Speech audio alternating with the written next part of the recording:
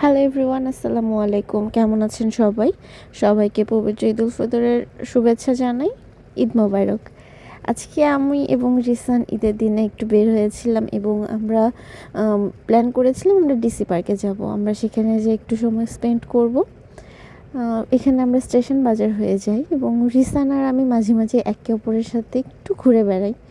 আমার কাছে মনে হয় যে হ্যাঁ, আমাদের মা ছেলের নিজেকে একে অপরকে একটু সময় দেওয়া উচিত।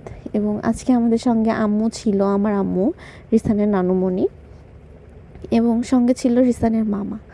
তো আমি যাচ্ছিলাম রাস্তা দিয়ে, রিসানকে আমার স্কুল কলেজগুলো দেখাচ্ছিলাম। রিসানকে বিভিন্ন জায়গাগুলো বলছিলাম যে বাবা দেখো, এখানে আমি পড়তাম। এটা নাটোর শহরের সঙ্গে আমার অনেক স্মৃতি জড়িয়ে আছে। এই জায়গাটা হলো, এটা আমাদের নাটোর সরকারি বালিকা উচ্চ বিদ্যালয়। আমি স্কুলে ছিলাম। আমি রিসেন্ট বললাম বাবা দেখো, এটা তোমার আম্মুর স্কুল। এরকম আমি অনেক জায়গায় রিসেন্টকে দেখাই। আমার ছোট থেকে বড় হয়ে ওঠাটাই নাটোর শহরের মধ্যেই, স্কুল কলেজ পুরোটাই নাটোর শহরের মধ্যে।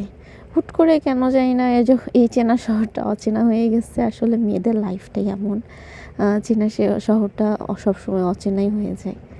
যেখানে আমরা গড়ে উঠি এবং ছোট থেকে বড় হয়ে ওঠা, একটা সময় আমাদের যে সেই শহরটা ছেড়ে দিতে হয়। তো আমরা চলে আসি নাটোর ডিসি পার্কে এবং এখানে এসে আমি রিসানকে বলছিলাম বাবা হাঁটো, বা ওর কিছু সুন্দর সুন্দর ছবি তোলার চেষ্টা করছিলাম। যেহেতু অনেক ছোট, ও এখনও অনেক কিছু বোঝে না। ও যেটা মনে চাইবে ও সেটাই করে। ও প্রথমে বসে বসে মাটি নিয়ে খেলছিল একটু, দেন ওর একটু মনে হলো তো 1-2 ধাপ হাঁটলো। হেঁটে আবার এর মাঝে আবার অনেকগুলো মানুষ চলে আসে, তো রিসান ঠিক ওভাবে আর হাঁটতে পারে না। দেন রিসান ওই গ্রিলগুলো ধরে ও খেলছিল, উঠছিল নামছিল।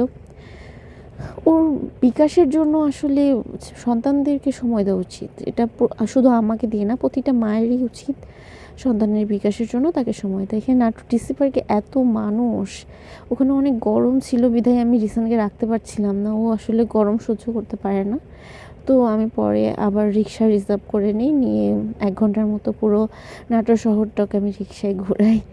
যেহেতু আজকে বেশ গরম ছিল ঈদের দিন, আর তারপরেও অনেক মানুষ ছিল, তো যার কারণে একটু জায়গাটা বেশি উত্তপ্ত হয়েছিল। তো পরবর্তীতে আমরা বিভিন্ন জায়গায় রিক্সায় বেড়াই এবং রিসানকে নিয়ে গল্প করি। এখন আমরা যাচ্ছিলাম নাটোর উত্তরা গণভবনের দিকে। যদিও গণভবনে প্রচণ্ড ভিড় ছিল, যার কারণে আমরা ঢুকতে পারি নাই। পরে ফিরে আমরা হরিশপুর হয়ে নাটোর স্টেশন বাইপাসে গিয়েছিলাম। হরিশপুর রোড হয়ে, এটাকে বাইপাস রোড বলে। না, মামা ভাগ্নে কিছু সময় স্পেন্ড করছিল।